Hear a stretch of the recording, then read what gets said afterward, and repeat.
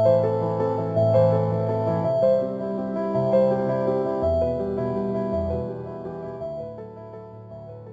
behalf of the Department of Maltese, I would like to welcome Professor Mourad Yelles once again to our Faculty of Arts Library here at the University of Malta. Professor Mourad Yelles has already given actually the first talk in this series about Maltese oral traditions. This was way back in May 2016, and there he had talked about some main issues in oral traditions. Today, he'll be talking about collecting and editing oral feminine poetry in the Maghrebi context, problems and issues. Research on traditional oral literary productions poses a number of problems that can affect one's scientific work. These problems can be technical and epistemological, ideological and political. In the context of the Maghrebi poetic tradition, the repertoires of women represent a significant part of the cultural memory of this vast geographical area. In his talk, Professor Yelles will try to highlight the theoretical and practical challenges of long-term research on the ground in this area. So it is with great pleasure, as usual, to welcome Professor Yelles and to ask him to start his talk.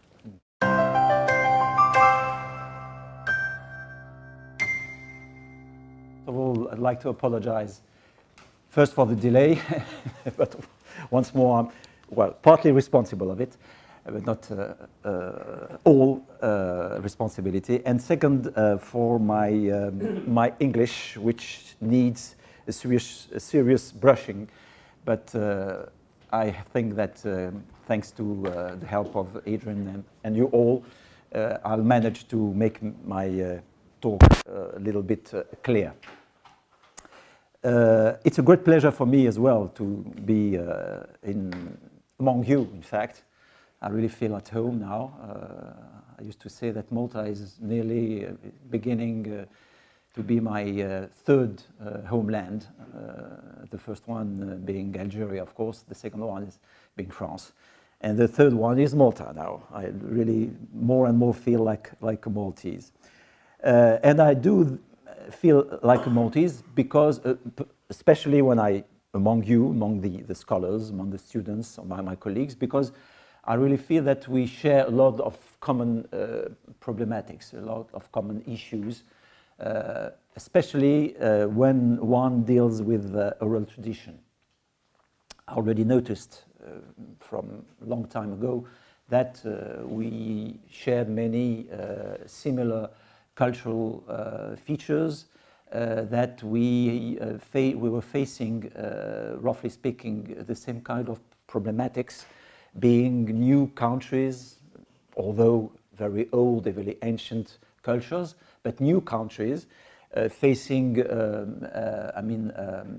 main political, ideological issues, and among the factors that affect directly our type of research, I think that those features, the political, ideological, apart from the others that I'll deal with in a few moments, I think that we share them. I mean, I remember the first time I was in Malta, my dear friend and colleague Albert was missioning to take me from the hotel to the university, and it was my first visit in Malta, and I already have noticed some particular features concerning the Maltese language. And I remember that I was talking with Albert, and you remember we were in your car, and I said to you, well, I noticed yesterday I was listening to the TV program, and I noticed that some phonemes were pronounced in a very peculiar way. Obviously, as an Arabic speaker, I was able to recognize them, but there was something which was a little bit awkward to me, apart from the phonological problematics. And I remember you were smiling at me and you said, oh, my dear friend, you are dealing with a very serious problem. Because obviously, it was something which had to dealt with the status of language, the status of linguistic practices. And we have the same type of problem in Algeria as well, in the Maghrebi, since whereas in Malta, at least, you have national language, which is the Maltese. In Algeria, in fact, we have an official language, which is Arabic. We have now two official languages. The first one being Arabic, classical Arabic, of course. The second one being the Berber, the Tamazight. But in a very paradoxical way, the main language, the mother language, the mother tongue, in fact, has not yet been recognized officially, which is the Arabic, the Algerian Arabic or Moroccan Arabic or Tunisian Arabic or whatever. So this is one of the main, one of the features we are sharing. It's the problem of the relationship we have with our memory, with our historical memory. And I experienced that in a way this type of problems would affect our field research. And I'll try to give you some examples. In fact, I'm going to divide my talk into three main parts. Obviously, when I read my translation, it's something maybe a little bit awkward, because obviously my English derives from the French. In French, it is more poetical. In English, I don't know. The spells of the object, in fact, c'est les sortilèges de l'objet. Voilà. So my first point will be rather epistemological.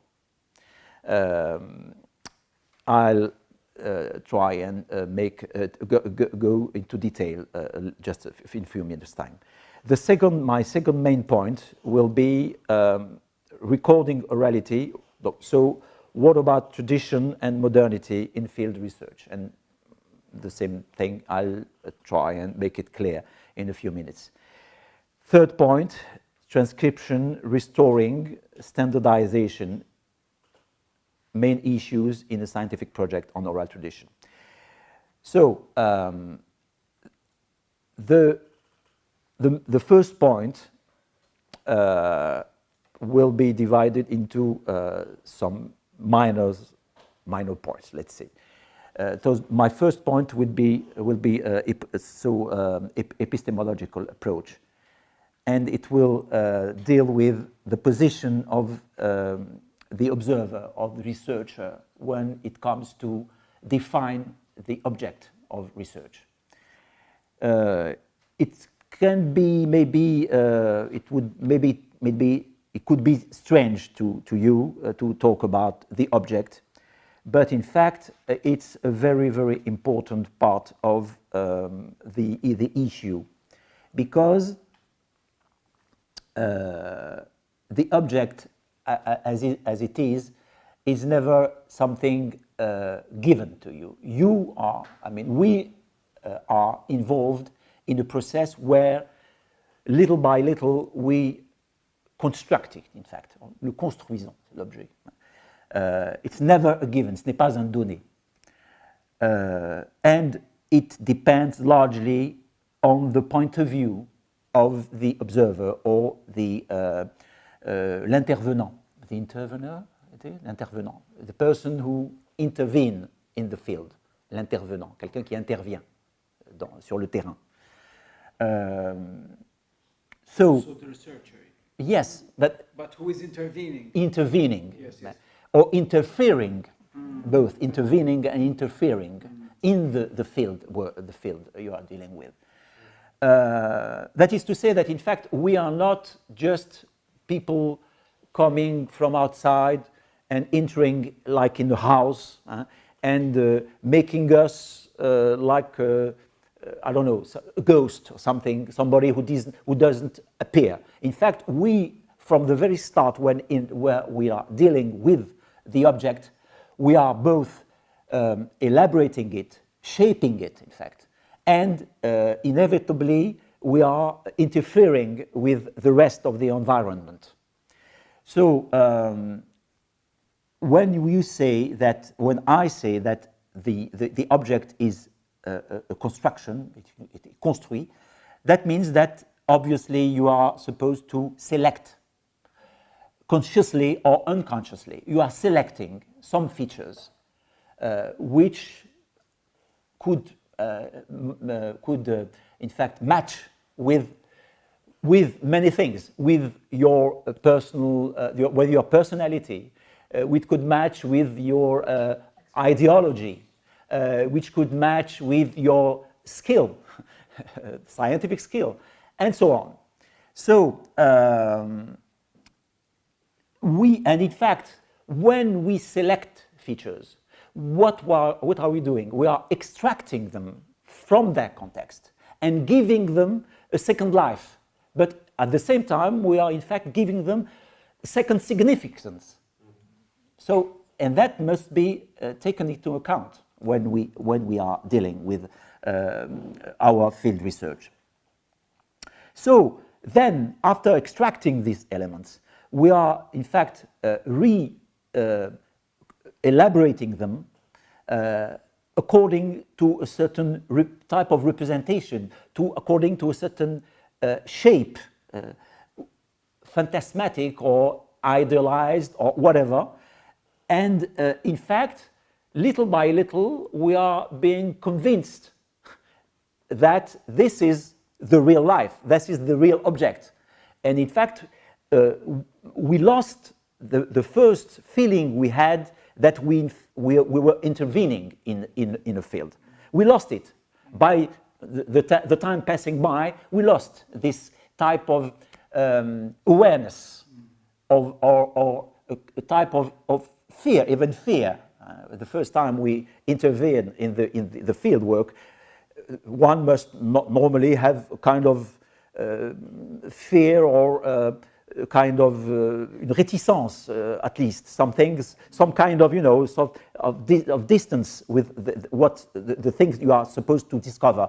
But by the time passing and the kind of recognition we get from the institution, from the fact that we are publishing, that we began professors, that we got a kind of legitimacy, or legitimacy in English, legitimity. So we lost this type of innocence, and it's, according to me, it's something very dangerous.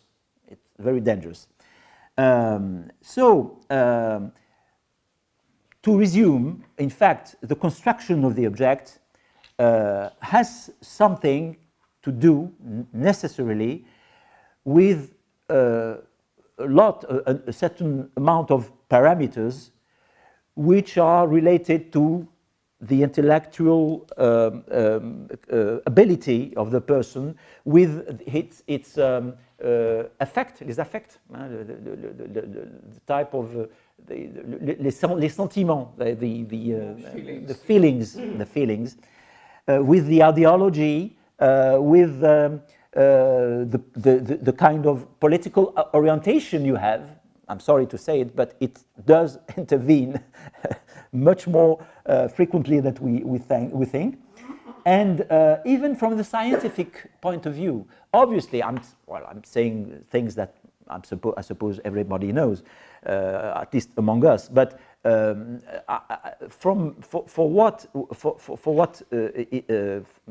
the extent to the scientific level is concerned, even the way the tools we are using, in fact, depends on what Michel Foucault called the episteme, which is in fact the type of general landscape of the representations a society has of itself at a certain moment of time. So the episteme gives you a certain number of tools, but obviously they are not the only one. And obviously, in the second period of time, in another episteme, the same object could be defined in another way, obviously. So we must take all these elements into account. Much more than this, when you begin to construct the object, you are concretely facing a certain number of situations where you are being part of a number of conflicts or a number of rivalries, which in fact you are not supposed to deal with, in fact. But obviously you are beginning to be used by peoples. And obviously when you intervene, when you interfere, much more than this, when you are considered as a scholar, so somebody who is educated, you are being inevitably used by peoples. This one, well, I mean, at least everybody has heard or read, you remember all, I suppose, the famous pages in Claude Lévi-Strauss, La pensée, no, Triste Tropique, the first one of these books, his first book, Triste Tropique, and this sequence is called La leçon d'écriture des Nambiquara, when Lévi-Strauss is being used by the chief of the tribe where he's living, because this tribe needs to be supposed to have knowledge of the scripture, and obviously Lévi-Strauss suddenly realized that in fact he's been used by the chief. He was thinking that he was the one who were, I mean, dealing with the situation and mastering the situation, that in fact he realized that it is the chief of the tribe who in fact is really using it from a political point of view, obviously, to get more legitimacy, in fact. So this type of problems belong completely, according to me, to the type of issues one must deal with when he is working on field work. Another problem is when you are beginning to construct or to elaborate your object is the political dimension of this particular sequence of time. I'll give you an example. When I began my research on oral feminine poetry, I was perfectly aware that the situation of these type of repertories, of repertoire, was quite evidently minorized, with comparison with some other repertoires which were much more famous, and that this type of repertoires in fact were used by the Algerian government of that time, by the Algerian regime of that time, in order to elaborate a certain image of the national identity of Algeria.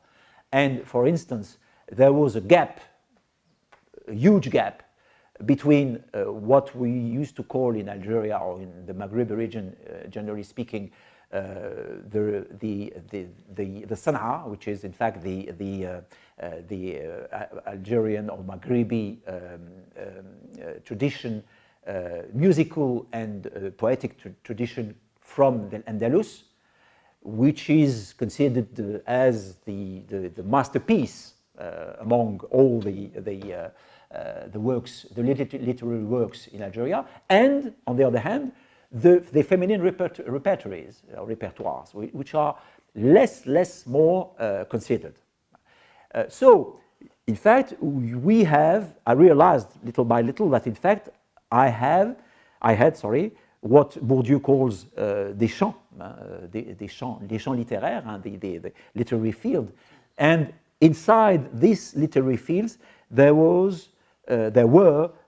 hierarchies between the different repertories, and by the simple fact that I was willing to make some research on oral poetry, I was considered as a fool. I mean, my status as a researcher, was already minorized. So that means that very concretely, I was not able to have the same opportunities in terms of money, in terms of help from the government, than if I had chosen to work on another type of repertoire. So you see, in this particular situation, it is the role of the state as a state, or the institutions, which is in fact the problem, because the state, the institution, the officials have already planned a certain vision, a certain image of what is the object of the national cultures. And when you decide to intervene in this type of field, you are obviously, it depends on the situation, whereas you are going to get some help or to be marginalized.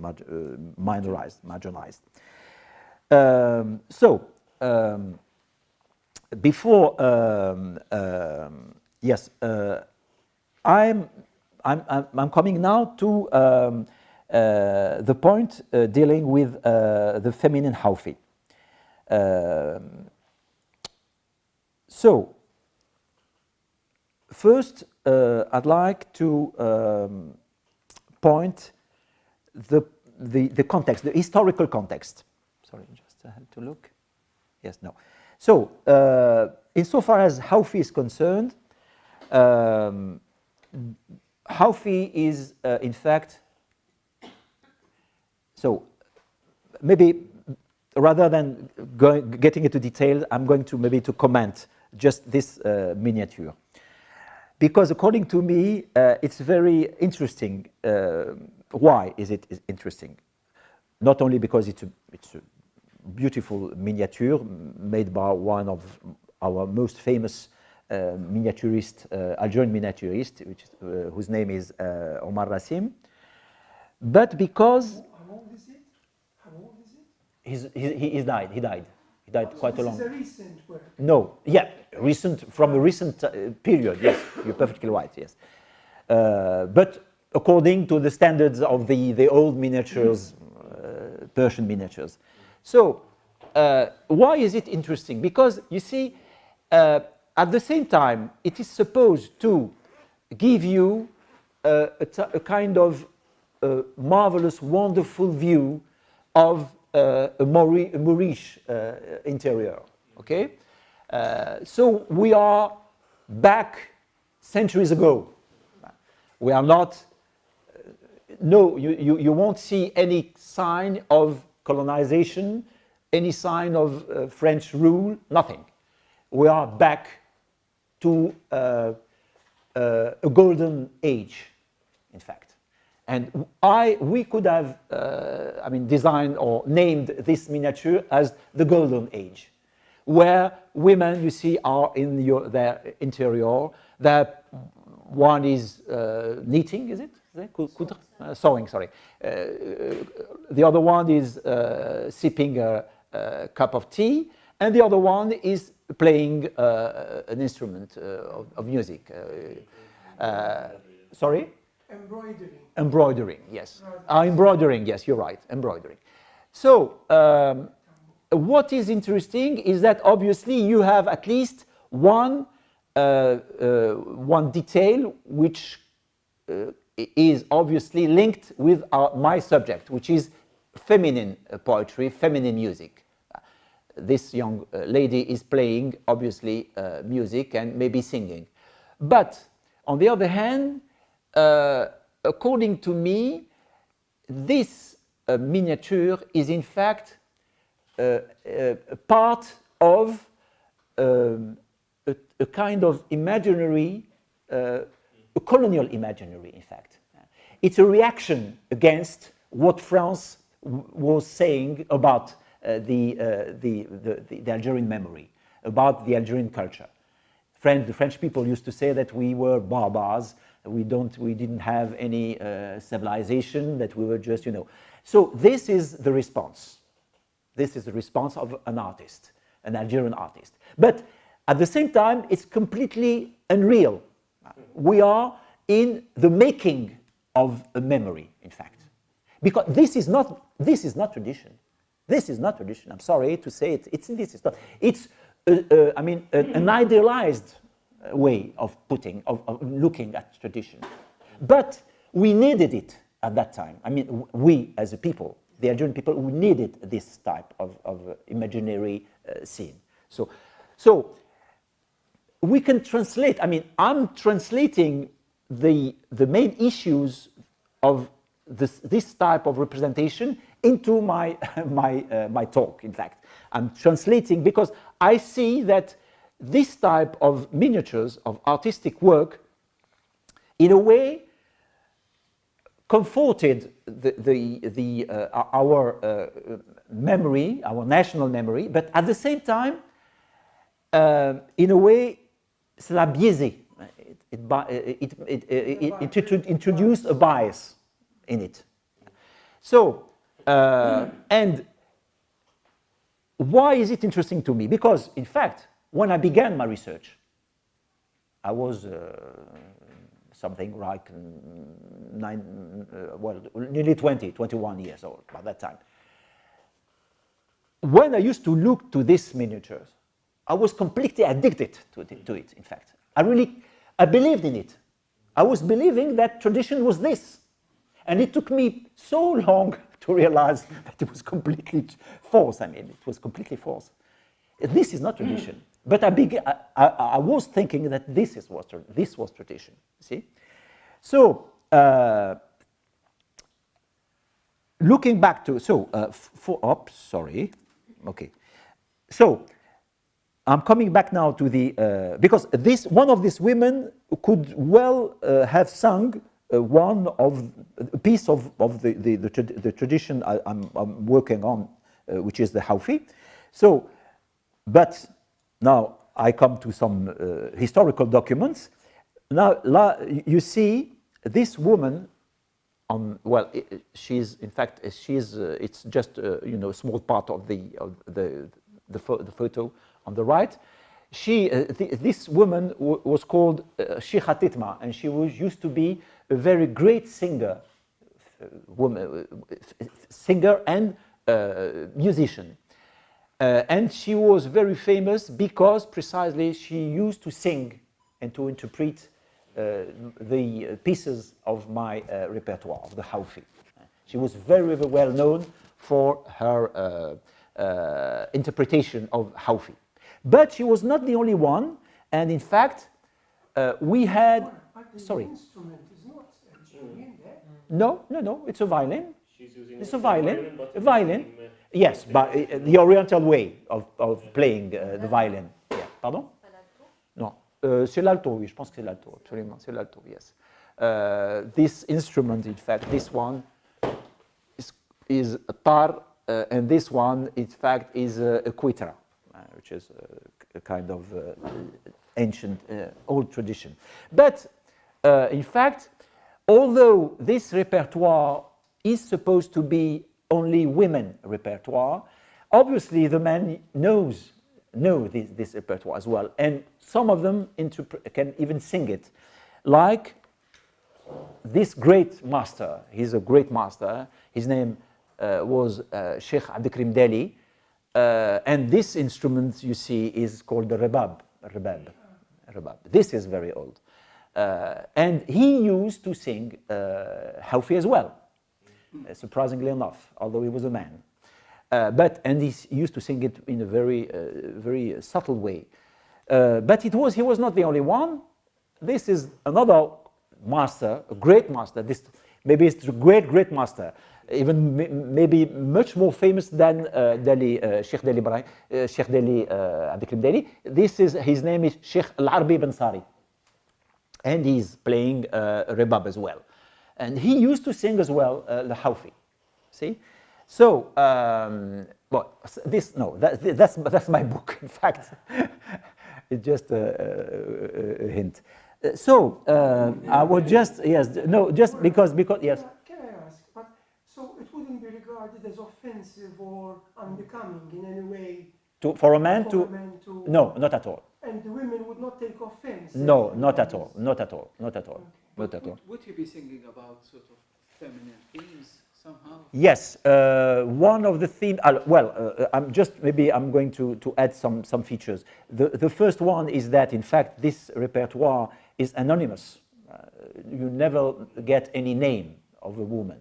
Completely, totally anonymous. The second feature is that it is composed in Maghrebian or Algerian Arabic, but this is for the Arabic, the citadine Arabic, the first, from the first wave, l'arabe citadin, which has many similarities with the Andalusian Arabic, in fact. So pre-Hillelian. Yes, pre-Hillelian, totally pre-Hillelian. Yes, totally pre-Hillelian. And another feature is that it is closely linked with some rituals or practices, women practices, for instance, dealing with babies, or even rituals, religious rituals, for instance, going to the saints, visiting the saints, even for during the spring. Going with the family, the rest of the family, and playing with the cousins and the rest of the members of the family, and the women used to sing it with they used to play the swing, the escarpolette, and they used to play swing while they were singing the verses, les versets. Maybe c'est F3. Okay, I can give you an example of this.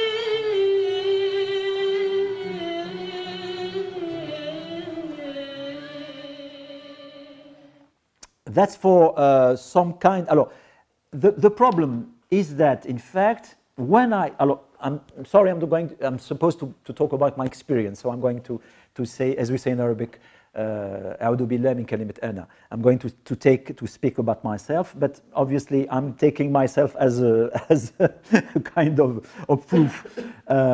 When I began, in fact, I realized that there was practically no work on this field.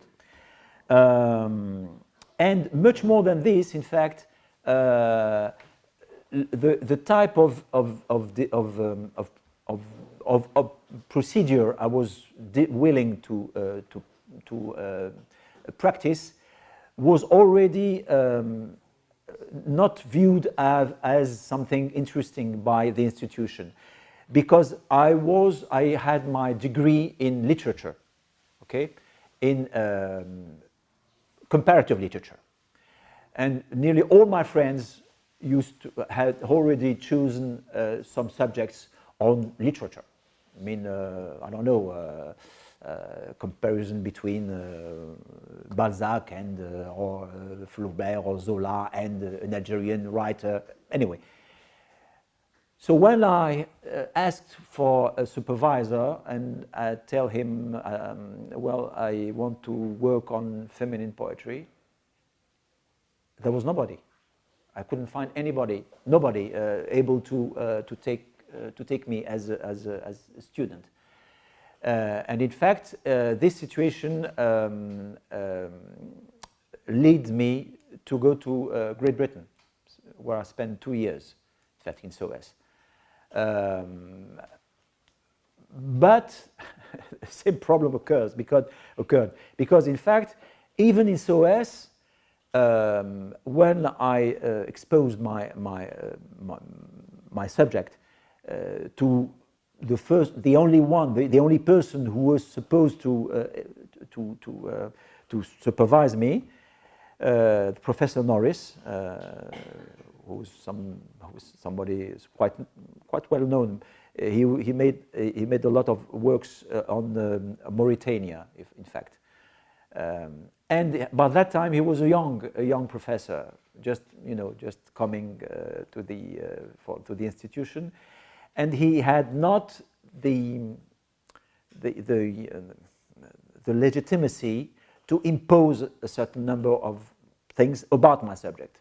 So I was compelled to take a number of exams, among them some exam in classical Arabic poetry, which had nothing to do at all with my subject. So I entered into a kind of conflict with the administration of SOAS, and unfortunately my supervisor by that time was not able to help me in any way. He tried, but he had not, le poids. It was not sufficient. The authority, yes, exactly. He had not the authority to impose his point of view and my point of view. So I decided to leave London, then to go back to France, in fact. And fortunately enough, I met Professor David Cohen, who accepted my subject, and I worked with him. It was a wonderful man, really, in all type of aspects. But in Algeria itself, in Algiers by that time, there was one institution who could have been able to help me. And this institution was called the CRAP. By that time, it was the CRAP, the Center for Research in Anthropology, Prehistoire, and Ethnography.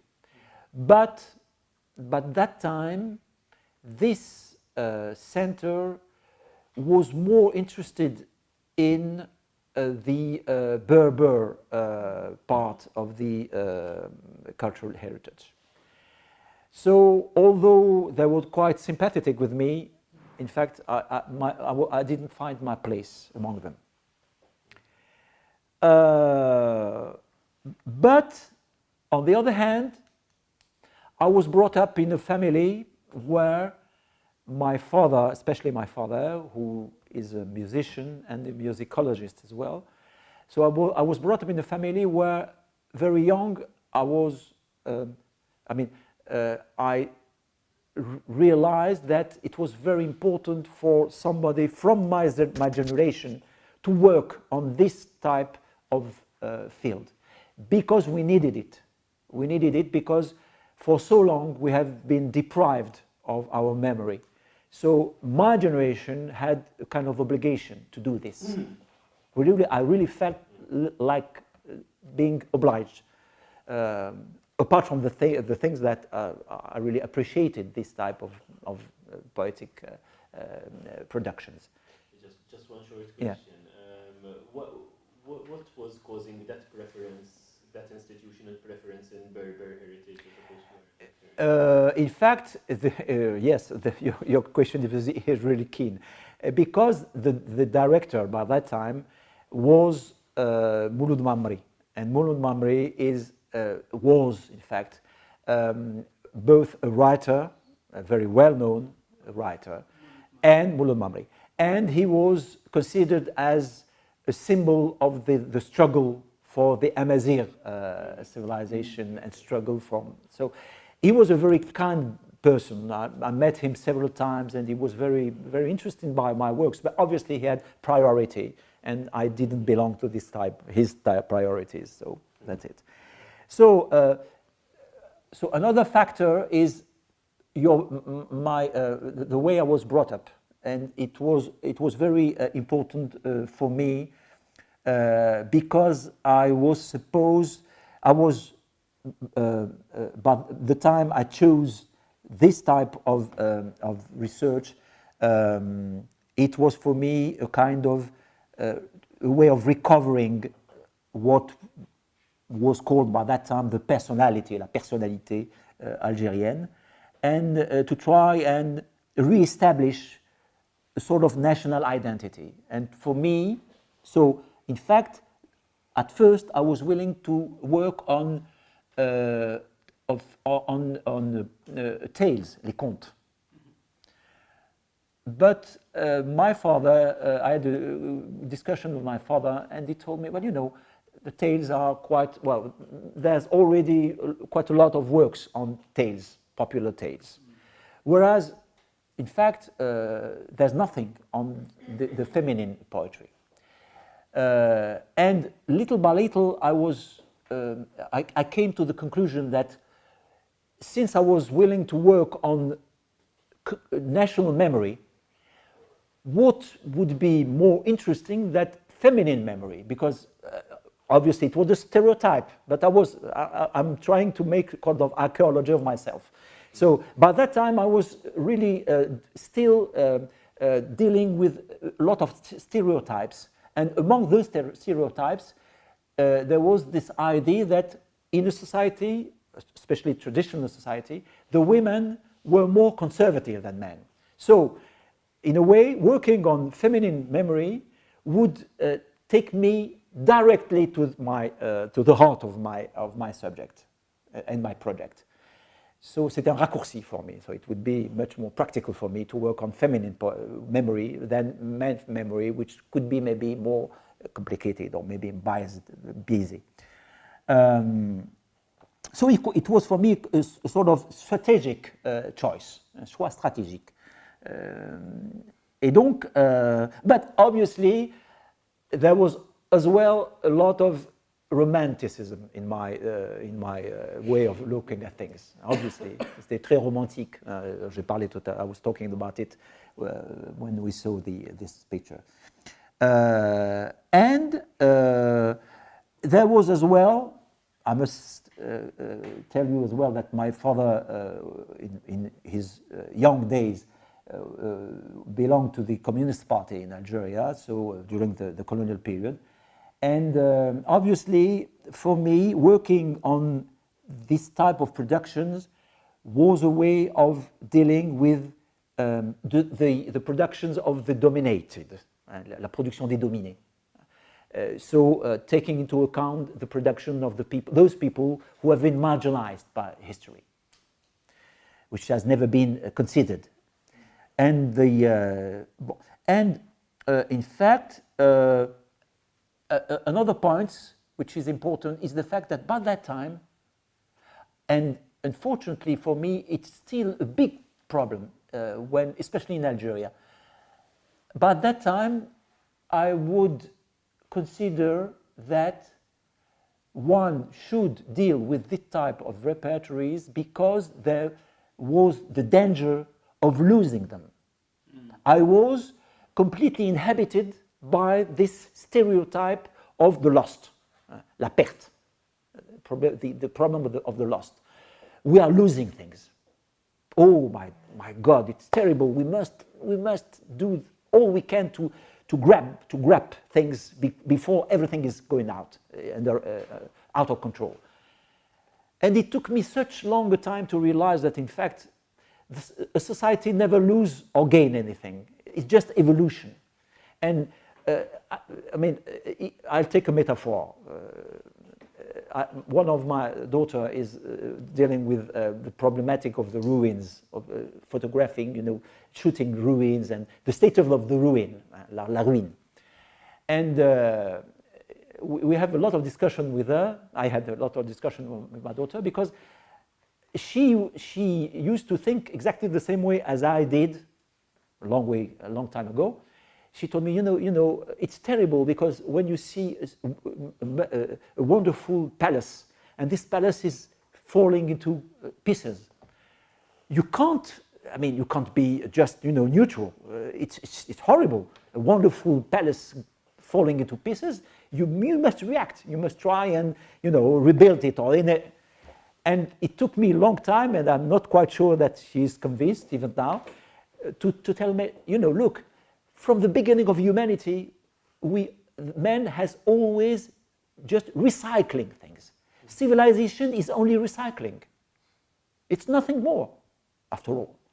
Civilization is recycling things. But one thing important is that you never hear this type of sentence in the mouth of somebody from the institution, because the society, as it works, and the institutions as they work, need something which is called identity, I don't know, personality, purity, authenticity. They need it. And obviously, because it's the cement of a society, it's the cement of a regime, it's the cement of domination. To dominate, I mean, look at what somebody like Hitler did when he was at the power. I mean, you know, burning books, and you know, Goebbels did this. I mean, so the institutions and the society needs a kind of order. But and when you talk about order, you obviously talk about something which never change, right? Which never change. It's always the same thing. Malta has always been Malta. Algeria has always been Algeria. It's multi-secular. And it's incredible because the people never realize that, you know, we're just recycling things. We are ourselves, we are nothing than just, you know, some atoms, les atomes, des atomes recycled. And so it's exactly the same thing for culture. Culture is just recycling. Bricolage as well, as Lévi-Strauss put it, bricoler les choses. We're just recycling things. So when now even in Algeria, it's very frequent. Somebody come to me and tell me, you know, Mr. Yelles, it's awful. You know it's happening in some part of Algeria. You know, we are losing things. We are losing, I don't know, some large parts of our memory. It's very difficult for me to make it understand that it's the law of, I mean, c'est la loi de la nature. C'est la loi. Society works like that, and you must take it into account. So, what I call the syndrome de la peste, le syndrome de la peste, pas de la peste, le syndrome de la perte. It's something which is very, very hard to get rid of, and especially because it has something to do with the making of what we call in French le récit national, so the national narrative, national narrative. So, insofar as we are dealing with national,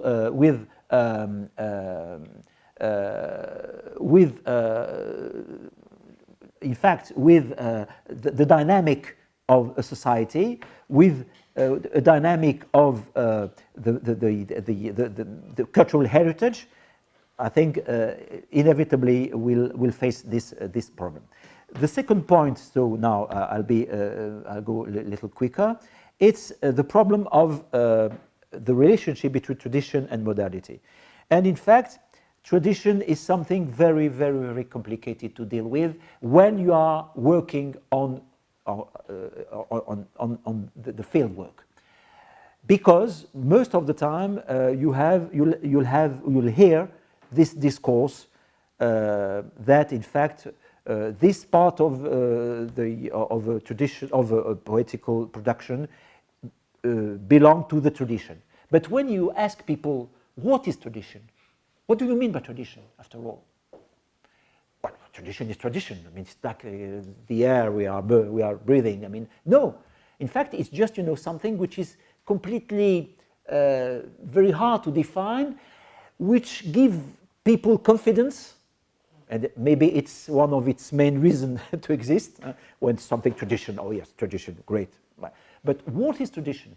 In fact, and here I got two quotations, unfortunately in French. I'll try to resume them. One is from one of my favorite authors dealing with oral poetry. It's Paul Zumthor. Maybe some of you have heard of him. He's a French researcher. He first dealt with the medieval poetry in France, and then he came he enlarged his scape, and he wrote a book on orality and oral tradition. And he says, Paul Zumthor says, la tradition. Maybe I'll give it in French first, and I'll resume it, sum it. La tradition donc est un texte virtuel et continu sur lequel se détachent des textes concrets. Donc, nous n'avons, alors, et je saute, le texte, so the text we are dealing with in a practical way, le texte, n'est qu'une partie des possibilités offertes par la tradition. In fact, we are just a piece of what we think is tradition is in fact just a piece of a process, of a real process. So it's just like if you take a glass of water from a river and you say this glass is tradition. In fact, the water who's flowing in the river is never the same, but for us it's the same. It's a river and it's something which doesn't change. And the second quotation is from somebody who did a wonderful work about the tradition, the notion of tradition in the music, in the Oriental music. His name is Jean During, and he wrote, le plus gênant dans l'usage du terme tradition est sa valorisation implicite ou explicite. The way we take the term of tradition and we use it in a positive or most of the time positive way. Jusqu'à ces derniers temps, pour les historiens et les ethnomusicologues, les productions artistiques valables étaient celles qui précédaient les influences de la modernité sur les arts ethniques. Most of the time, we consider that what is authentic is something which has never been touched by modernity. So this is which has been kept as itself. Il considérait les récentes productions, the production which has been produced just recently, artistiques, comme de simples reflets dégénérés d'une gloire passée, comme des concoctions bâtardes dénuées d'authenticité. So, you see, we found this concept of authenticity. Tradition is something authentic. But what is authentic? According to what criterion you can define authenticity? La traditionnalité, érigée en critère de qualité, est devenue synonyme d'authenticité. Traditional is equal to authenticity. Substantif au contour discutable qui, dans l'esprit des utilisateurs, va souvent de pair avec une certaine idée du contexte. So, what is authenticity? What is tradition according to a lot of people? It's oralité de la transmission, so transmitted according to orality. Fonctionnalité, the work has a function, social function. Spontanéité, it's something which bursts out like a flower, you know, it's something which is given from God or from, I don't know, we don't know who. Anonymat, so a production which is anonymous, ainsi qu'avec certains traits esthétiques tels que la simplicité, simplicity, sans exclure une certaine sophistication du système, donc la répétitivité, the fact that what is authentic, what is tradition, must be something which is repeated in the same pattern, etc., etc. You see, so obviously we have a lot of stereotypes which are related to tradition. So now, so that is for tradition. As for, according to me, when you are dealing with concretely with the research field, you are going to be facing at least three types of trials. I choose this term in English. I don't know whether it's very pertinent or not. I hesitated between trial and test. L'épreuve in French is épreuve, une épreuve, prova in Italian. Even in musical terms, prova de orchestra, which is une répétition as well. So, première épreuve, first trial is the field, l'épreuve du terrain. So, how is it possible to define the field? Is it just an opportunity for the researchers? Is it a projection of the self of the researcher?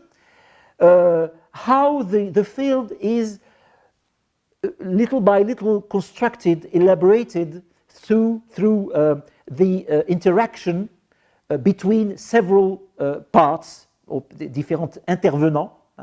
So the field is, as I said just before, a construction, and this for us leads to the question of the status of les informateurs, les informatrices, the people who are going to give you, the information. What do they keep to themselves? To what extent are they lying? Are we supposed to consider that in fact they're really lying, or just are they just in the way trying to reconsider according to their standards the way they look at traditions?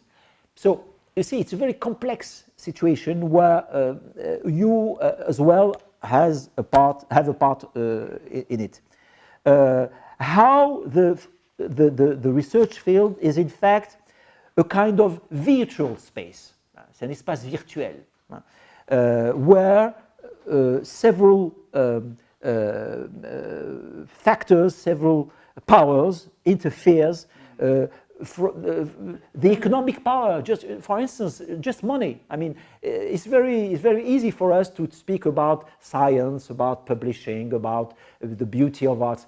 But when you come to reality, I mean, you're dealing with people. From time to time, you are going to feel that they are waiting for some kind of, of help, financial help or something. I won't say that they are buying things, no, because even themselves, they consider that those things are precious. But in a way, they know that you're coming from the capital town, that you have a status.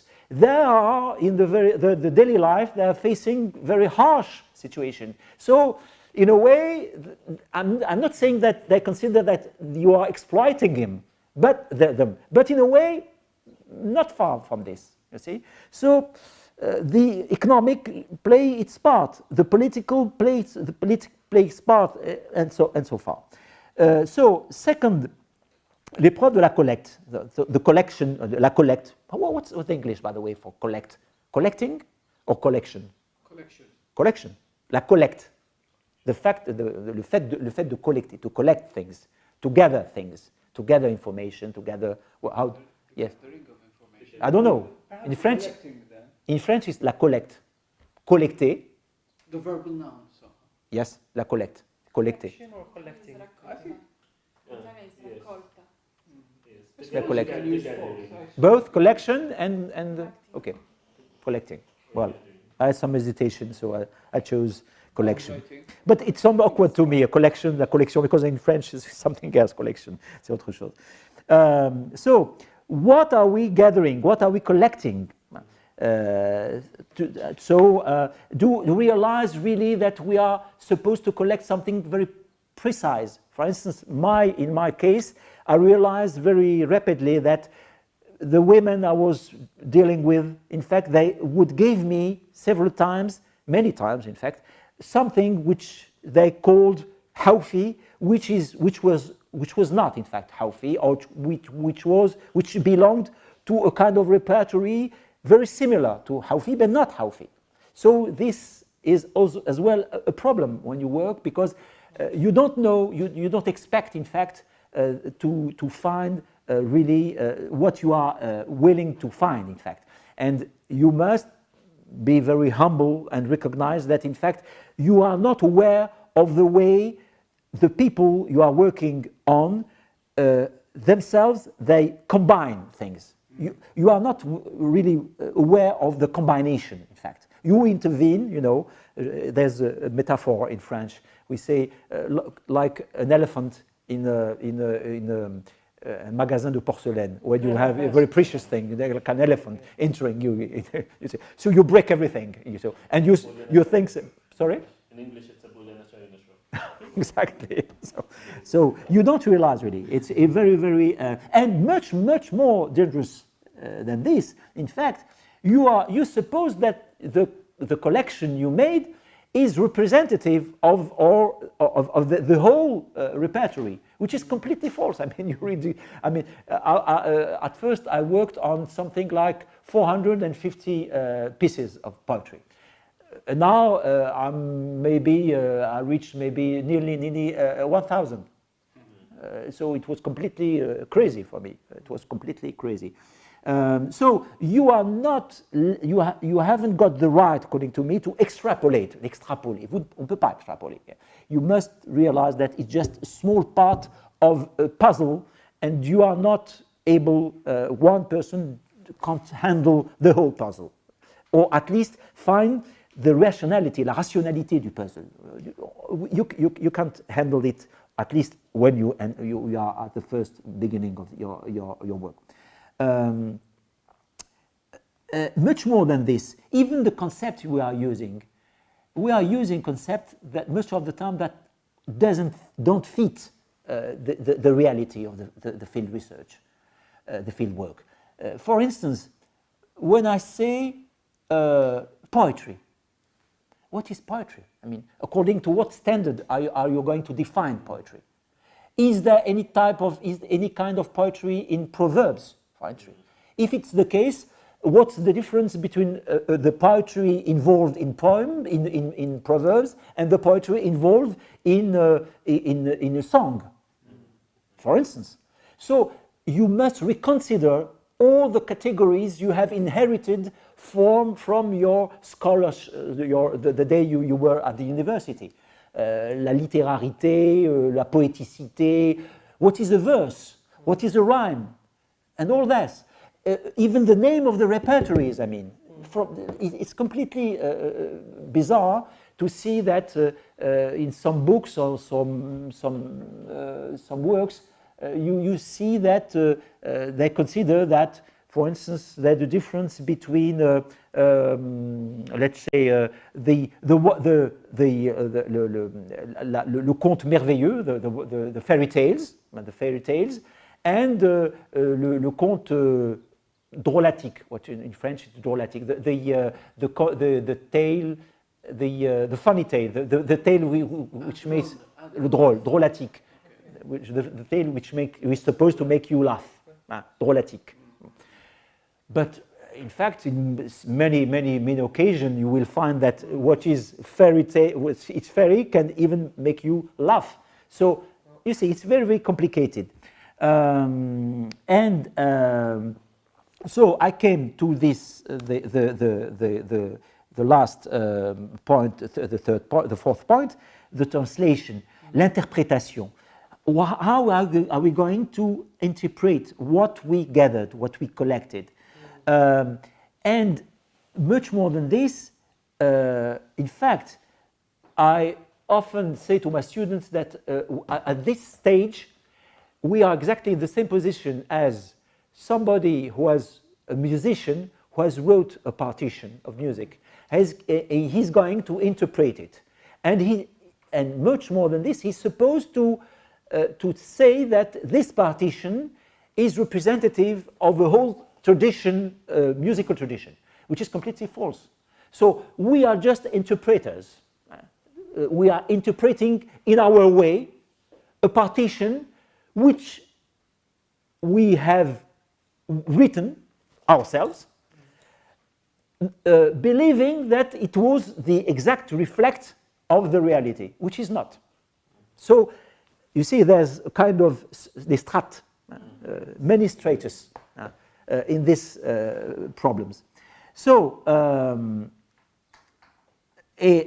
so we are we must be very humble. Well, it's all right. So because it's already nearly time. So the third point is, maybe I'll emphasize, I must be much more practical. The first one, the structure and the event. It's a hint at a wonderful book written by Catherine Clément, who is a philosopher, French philosopher, and she was a student of Lévi-Strauss. And she wrote a book on Lévi-Strauss. And one of the chapters she wrote is called La structure et l'événement.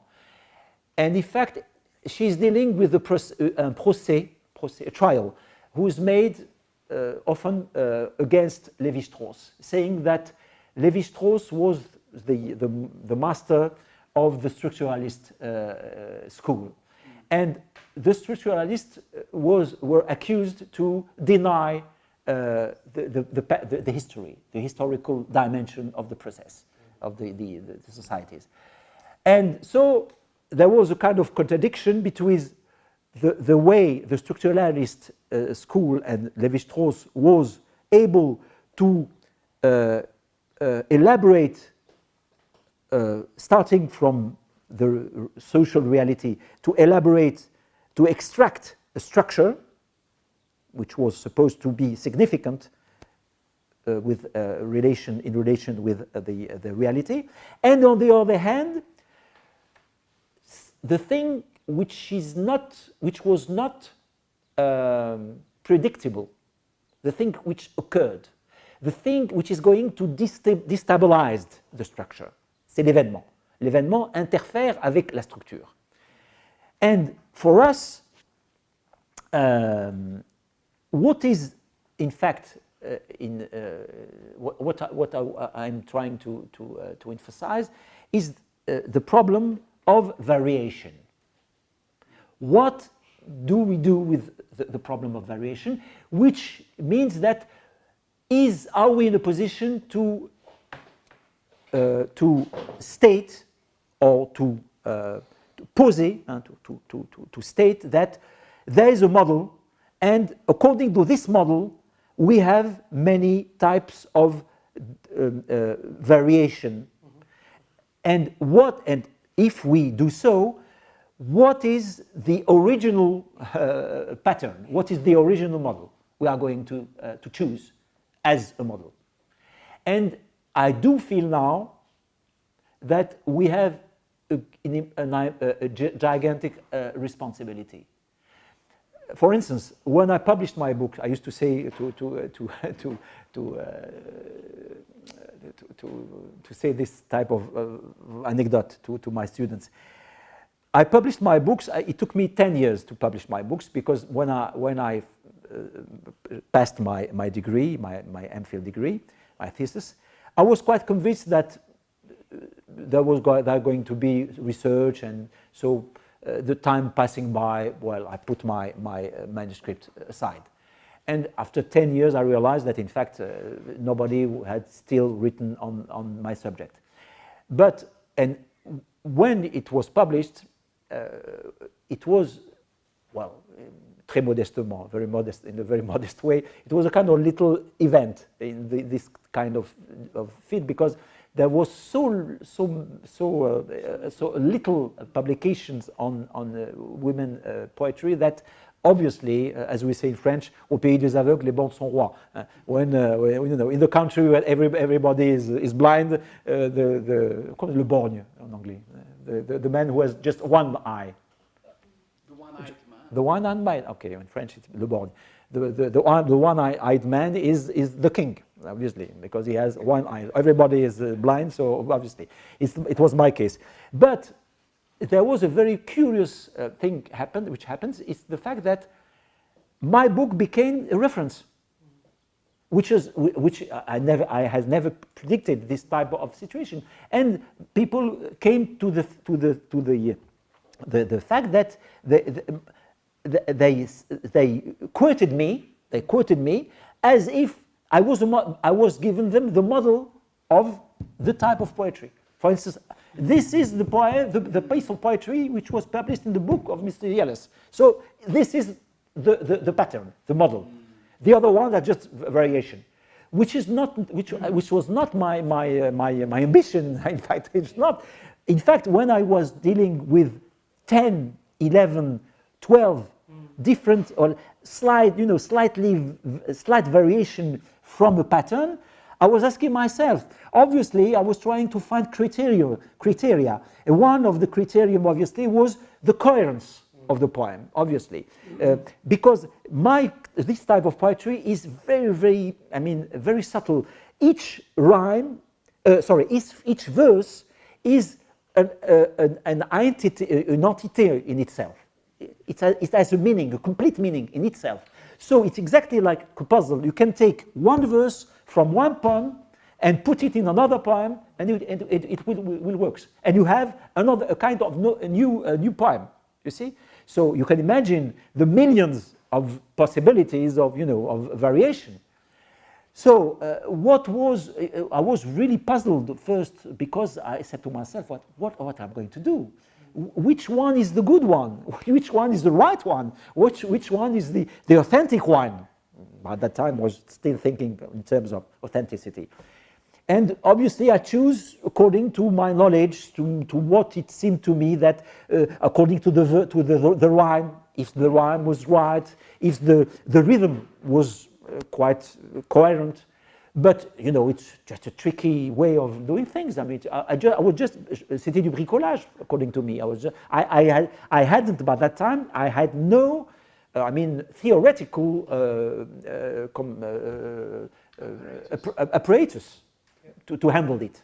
I would just bricoling. I would just But nevertheless, once my book was published, I was considered as a reference, and the way I was putting the things appeared to my lecturers, to my readers, that it was the right way of the right model. See, so it is very, very, very, very dangerous. So I realized little by little that in fact tradition was only la déformation. It was just always kind of deformation, and in fact the shape of the object is always moving, changing, and you never have a model, a real model, in fact. And in fact, the real rule is variation. It's not the structure; it's the variation. And all the poets in the oral tradition, they spend most of their time playing with variation. And if for us it's a defect, c'est un défaut, because we don't feel secure when we have so many variations. For them, it's reality, it's real tradition. Tradition is variation, which is completely different from the point of view we have as scholars, and even from the point of view of many people, at least in my society. For instance, another big problem is how to render rhythm and how to render metaphor in two different cultural contexts. It's something which is very, very difficult, because even for the metaphor can change from one poem, just one word. One word with one word you can split from one metaphor to the other, and you can change completely the meaning of the poem, for instance. So how is it possible to translate in a way, or to interpret in a way, those issues? And for instance, just one detail, the title. Well, in my context, I was very surprised, because several times some of my colleagues would give a title to the poem, a title which was completely created by them.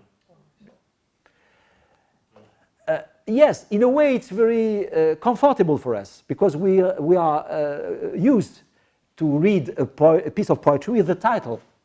But it's not the case in many, many oral traditions. At least in the Maghrebi tradition, a poem doesn't have a title. Or it has a title. It's the first verse. And that's all. And it's sufficient. It's enough. So when you give a title, in a way you're handling, you're changing, you're already giving, a kind of bias to the lecture you are going to deal with.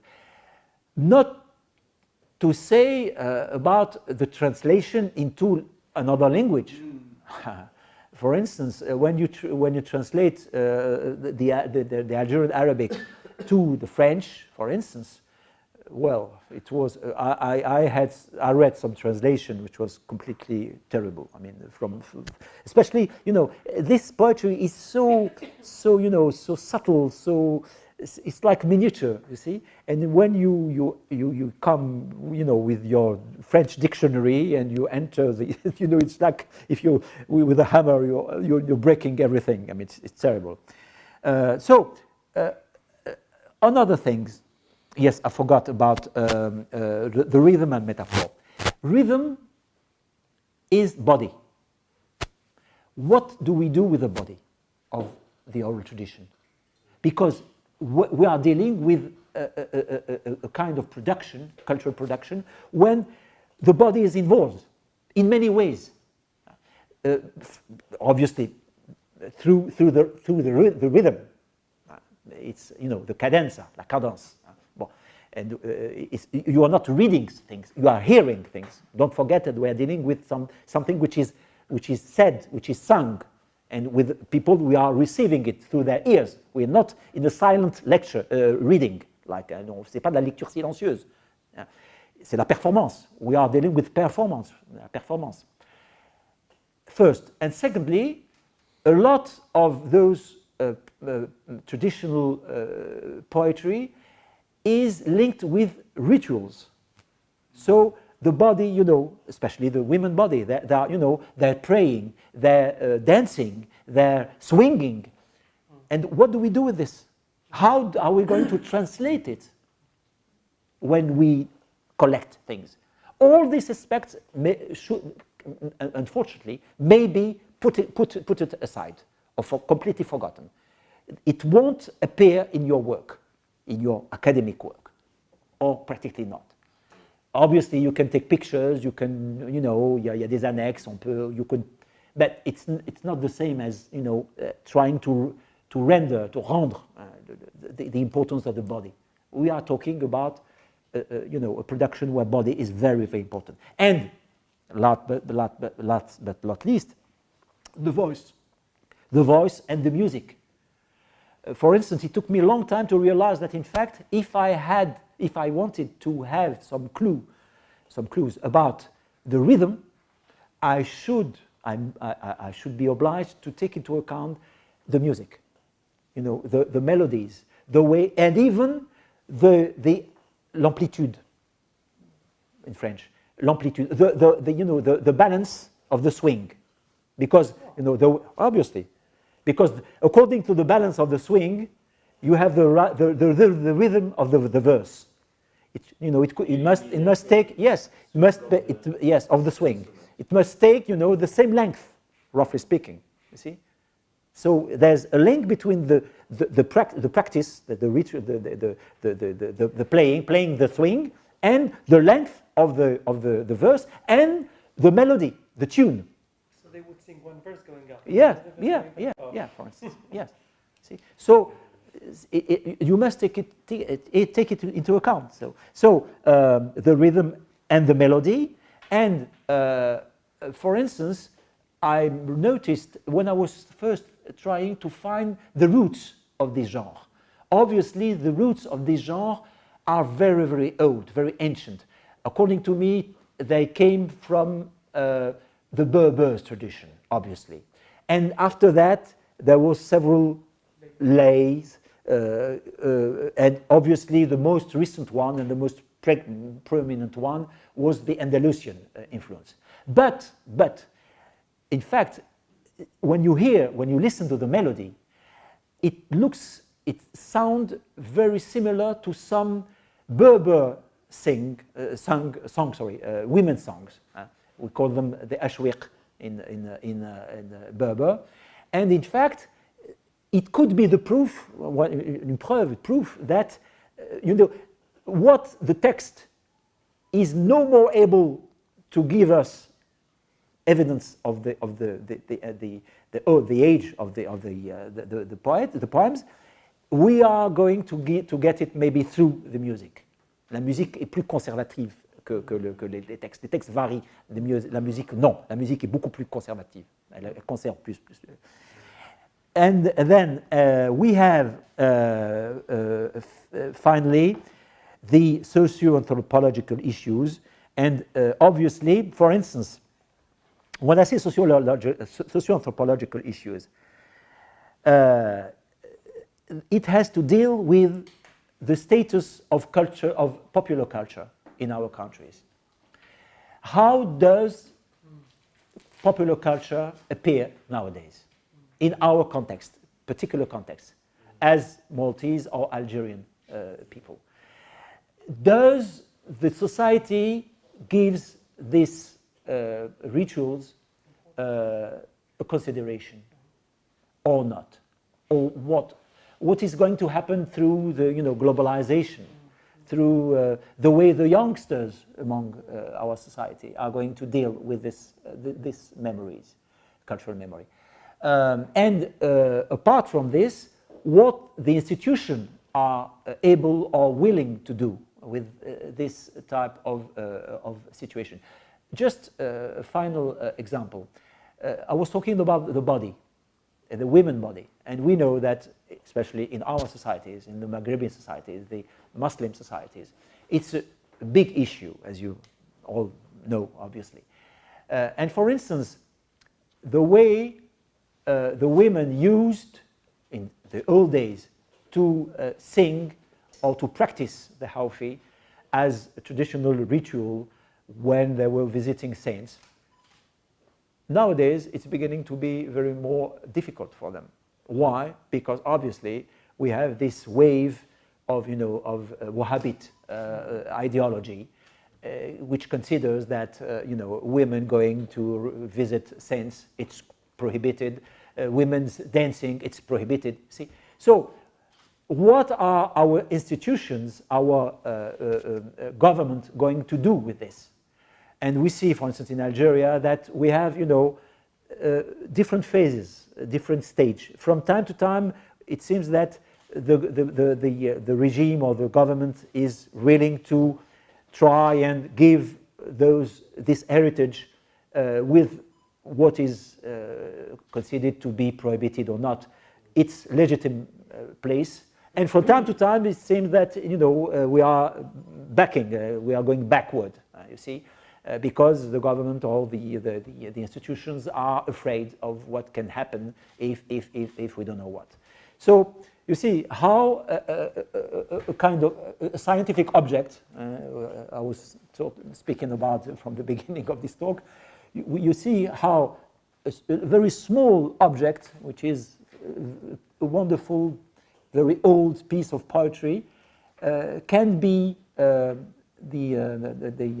hostage of political and ideological conflicts, you see. But hopefully we must try and go on with our work, because it's a wonderful and very necessary work we are doing. And obviously, I do feel that you are in the same situation in Malta. According to what I heard and what I said and what I read, I